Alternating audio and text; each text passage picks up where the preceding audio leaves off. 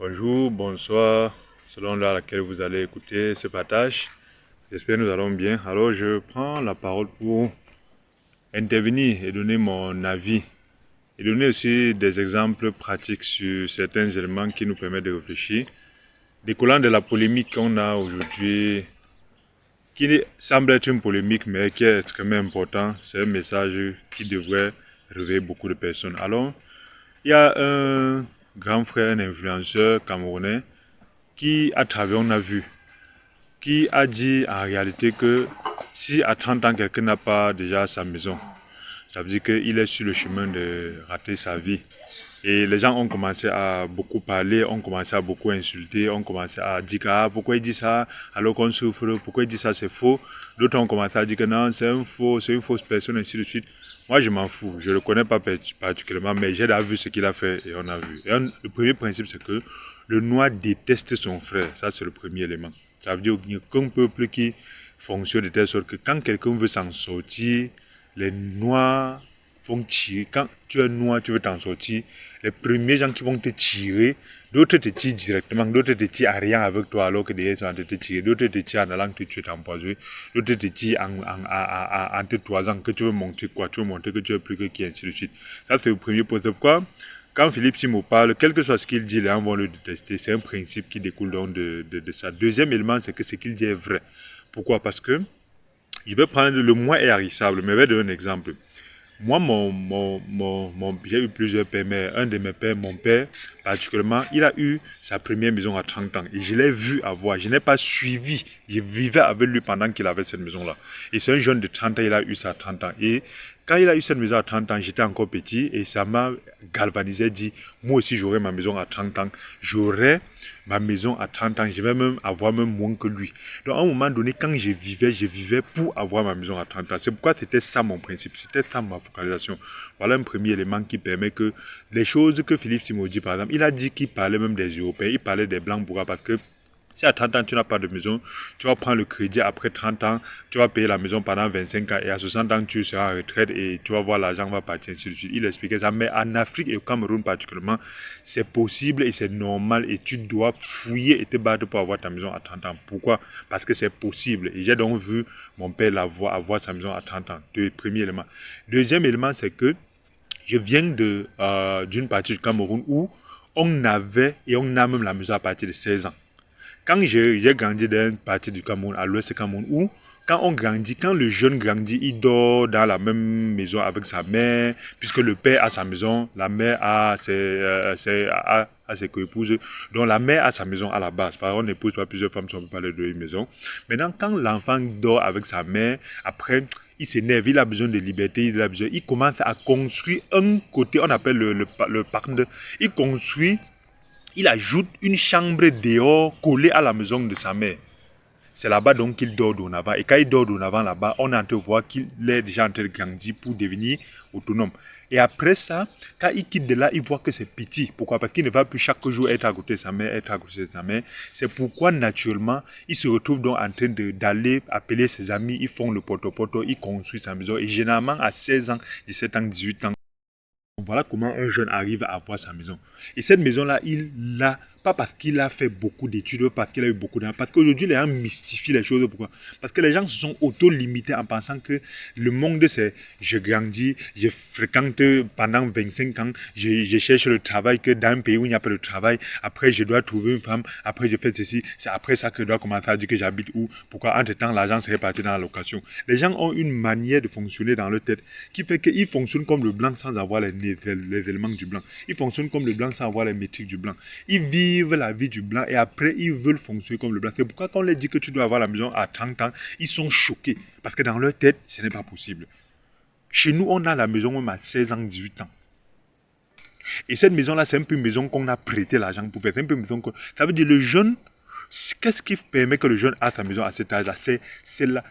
C'est l'envie d'autonomiser, de s'autonomiser. C'est la passion de vouloir avoir ta propre chose qui cultive quelqu'un. Même les animaux arrivent à avoir leur maison pendant qu'ils sont jeunes. Pourquoi c'est les êtres humains qui sont 1000 fois plus intelligents qui prétendent qu'à 30 ans, on n'a pas. Même l'animal, à 30 ans, avant même là, les 30 ans dans sa maison. Pourquoi? Parce que le jeune, quand il colle la maison à sa mère, il commence à venir là-bas à ses copines et ainsi de suite. Après, il voit que non, il ne faut pas que sa mère voie. Pourquoi il colle là? Pourquoi il colle cette maison-là? Parce qu'il y a certains jeux que quand il part à Omboum, il part dehors, quand il rentre, il ne doit pas chaque fois toquer pour que la mère gronde, tu sors de là aussi. C'est donc pourquoi c'est ça qui lui donne la passion de pouvoir construire sa maison à côté. Deuxièmement, maintenant, quand il veut même plus faire les choses avec la main à côté. Et ces gens-là n'ont pas fréquenté les longues études comme vous. Ces gens-là n'ont pas fait les longues écoles et ainsi de suite. Ils n'ont pas l'argent comme vous. Aujourd'hui, vous devez faire les longues études, mais vous refusez même plus limité que les jeunes d'avant. Aujourd'hui, vous devez faire les gros boulots. Vous êtes plus limité qu'avant. Et je parle encore, j'ai donné l'exemple de mon père qui a construit avant 30 ans. Et ça m'a donné la pression pour moi, mais aussi construire à 30 ans. C'est vrai, il n'est pas construit à 30 ans, mais à 33 ans, j'avais ma première maison. À 33, au Cameroun, où Paul Biya a bouffé tout le travail, où on ne fout rien, où on fréquente, on ne jette, on est dans la diplôme, on ne travaille pas, où actuellement, où je vous parle, je n'ai pas un emploi stable qui me donne l'argent, ceci, cela, ainsi de suite. Mais quand même, dans ce même Cameroun-là, à 33 ans, j'avais déjà ma première maison par la grâce de Dieu. Donc il ne faudra pas prétendre, lorsque quelqu'un sort un message a un objectif. Il ne faut pas suivre les messages, se mettre seulement à pleurer comme les femmes, parce qu'on a suivi quelque chose qui nous choque. Un jeune qui n'a pas la maison à 33 ans, ce n'est pas la faute à Poubia, c'est parce qu'il n'a pas assez de niaque pour pouvoir faire. Parce qu'aujourd'hui, même en ville, qu'est-ce qui se passe? Les jeunes arrivent à partir de 16 ans. Ils entrent d'une cotisation où on met la banque, on met le ndjangui, ils ne bouffent pas. Mais vous entrez aujourd'hui, vous bouffez, vous mangez, vous faites la fête, vous faites l'argent, vous partez chez les femmes. Il met la cotisation, c'est comme ça qu'il arrive à commencer à acheter un terrain de 700 000, un terrain de 800 000, un terrain d'un million, ainsi de suite. Et qu'il finit d'acheter ce terrain-là, il a le courage d'aller construire un petit truc d'une chambre dessus. Aujourd'hui, vous êtes tellement grand, vous êtes tellement blanc que l'argent que vous partez, vous préférez mettre des appartements. Les appartements meublés, les grands appartements des grands quartiers pour venir pleurnicher qu'on ne doit pas construire avant. Aujourd'hui, il y a un des plus grands promoteurs immobiliers que je connais qui ne fait pas pour louer. Il s'appelle Théo. C'est un gars qui est 1000 fois moins éduqué que moi, 1000 fois moins d'argent que moi, mais c'est un frère. Le frère a une particularité, c'est que il sait comment, comme la fourmi et comme l'abeille, mettre les éléments point par point pour pouvoir atteindre un objectif. Aujourd'hui, le frère a la capacité de pouvoir dire, je travaille pendant les 6 mois pour faire ma fondation, je travaille pendant les 2 autres mois pour faire les murs, je travaille pendant tel autre mois pour faire le toit, je travaille pour tel autre temps pour mettre les fenêtres, ainsi de suite. J'ai un terrain que je travaille tel temps là-bas pour faire. Il y a une cotisation de 20 000 que je fais, je ne dois jamais manquer. Il y a une cotisation de 2 000 que je fais, c'est pour telle chose. Et cette capacité de faire des choses et dans la constance et dans le sacrifice permet qu'ils puissent atteindre ces objectifs-là sans avoir de grandes études, de grands diplômes, de longues études et un gros salaire. C'est la constance dans ces éléments-là qui permettent de faire ces choses-là. Donc aujourd'hui, ce n'est pas des exemples des personnes extraordinaires. On voit des jeunes aujourd'hui qui font bien plus que ça. Donc ce n'est qu'une question de discipline. Donc ce n'est pas un problème de dire qu'à 30 ans on devrait avoir une maison, à 30 ans on devrait avoir ça ou ça. Mais il faut commencer et il ne faut jamais oublier que c'est la niaque. Parce que pourquoi les jeunes, avant, ils faisaient tout pour avoir la maison à côté de pour sa mère et après sa maison. C'est parce qu'ils visaient le fait qu'il doit être autonome pour avoir sa femme et sa fiancée. Et c'est ça qui lui permettait de ne pas dormir. C'est ça qui lui permettait de ne pas jouer avec l'argent. C'est ça qui lui permettait de ne pas avoir l'argent aller jouer la vie. C'est ça qui lui permettait de ne pas avoir l'argent aller acheter les nouveaux gadgets. Les gens aujourd'hui, les téléphones qui peuvent acheter le terrain. Les gens aujourd'hui, qui ont l'iPad de faire les Java dans les snacks où on peut acheter le terrain avec une bouteille avec la cuvette. Les gens aujourd'hui, l'argent qui peut acheter tel nombre de ciment, tel nombre de parpaings. Mais ils disent qu'à 30 ans, ils peuvent pas avoir l'argent. Pourtant, à 30 ans, ils ont déjà mangé l'argent des immeubles. Donc, c'est des choses comme ça qui doivent nous faire réfléchir. Donc, Philippe Simoka, il parlait même aux gens qui sont en Europe, mais même en Afrique, c'est possible. Il y a des jeunes qui, à 17 ans, 18 ans, ont la maison à l'ouest. On va dire que ce n'est pas les mêmes trucs. C'est la même volonté. C'est la même volonté. Parce qu'aujourd'hui, on presse les briques. On presse les briques. Tu peux toi-même presser toi-même tes briques, ainsi de suite. Après, tu viens faire des trucs, ainsi de suite. On presse les briques à Yaoundé, on construit avec les planches, on fait ceci, on fait cela. Il y a les terrains moins chers dans les périphériques. Mais ceux qui veulent tout vivre, ils veulent vivre à Biémassé, à Bastos. Ils veulent vivre à Tongolo, au milieu de la ville. Et c'est pour ça qu'ils vivent la mentalité des Blancs. Ils ne connaissent pas que c'est l'envie de monter sur une femme qui te permet de te priver pour pouvoir construire la maison parce qu'on n'obtient pas la femme s'il n'y a pas de maison pour la mettre. On n'obtient pas la femme pour aller louer. Parce que généralement, on obtient la femme pour lui donner sa maison. À la base. Si c'est une bonne femme, bien sûr. Maintenant, ces éléments-là, c'est aussi de voir aujourd'hui les jeunes avec des grosses voitures. Mais ils n'ont pas de terrain. À moins de 30 ans, c'est normal pour eux d'avoir la voiture. Donc, les jeunes, on a déjà normalisé le fait que à moins de 30 ans, c'est normal que les gens ont les voitures. Les Yaris, les Corée, les Verso, tout ça. Ils ont les voitures pour faire la Java. Mais à moins de 30 ans, c'est pas normal que il faut laisser la voiture pour avoir le terrain et construire dessus.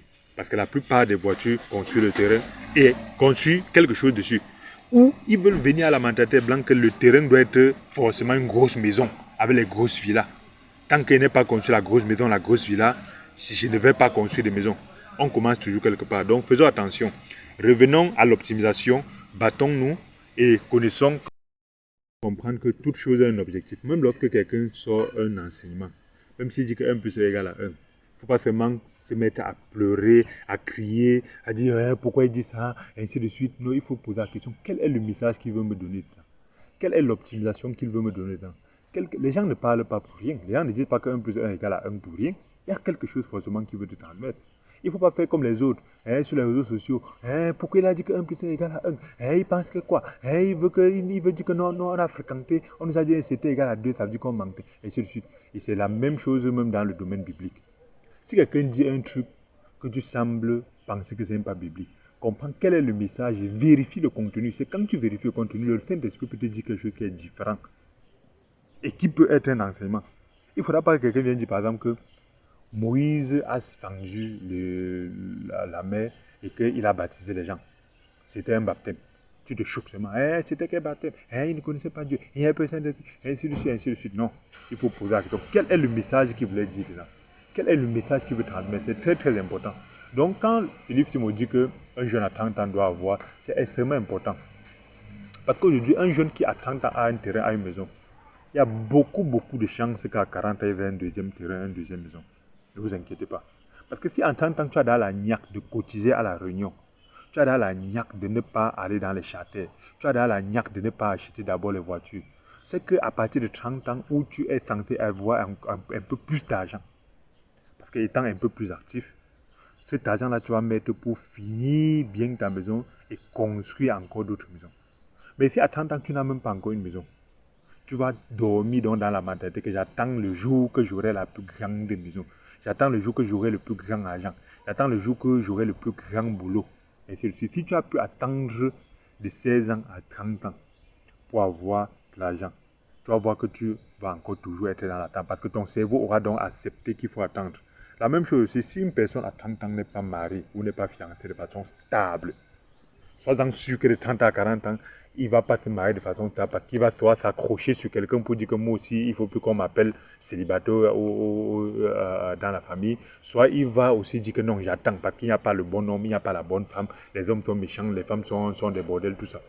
Donc c'est des mentalités comme ça qu'il faut. À 30 ans, une fondation déjà qu'on devrait avoir. Et cette fondation-là, lorsqu'on ne l'a pas, de 30 à 40 ans, de 40 ans à 50 ans, on se retrouve très en train de multiplier les mauvais comportements qu'on a eus. Et ceux qui ont eu des bons comportements se retrouvent à d'optimiser ça. C'est pour ça que vous allez voir la plupart des jeunes qui à 30 ans ont une maison, vont toujours avoir l'autre. C'est pour ça que vous allez entendre qu'un jeune qui a pu, par exemple, se marier au village, il a une femme, il a épousé à 30 ans, vous allez voir que de 30 ans à monter, il va épouser une deuxième, une troisième, ainsi de suite. Et c'est comme ça qu'il prospère. Et si vous allez voir qu'en ville aussi, si un jeune a pu se battre jusqu'à avoir une maison à 30 ans, vous allez voir qu'après, il va acheter un terrain quelque part encore, construire encore dessus pour faire. Il va viser maintenant la location. Il va viser maintenant construire pour louer, ainsi de suite. Et c'est comme ça, donc, étant toujours dans le même pays que nous, étant toujours dans les mêmes difficultés, vous allez voir donc qu'il est propriétaire. Donc, c'est des choses comme ça. Réfléchissons, optimisons. C'est vrai que c'est difficile, c'est vrai que c'est extrêmement difficile, mais optimisons parce que ce n'est pas la magie, c'est le principe de base. Entre d'une réunion, évite de manger l'argent pour rien, évite les châtaignes, évite les voitures et continue.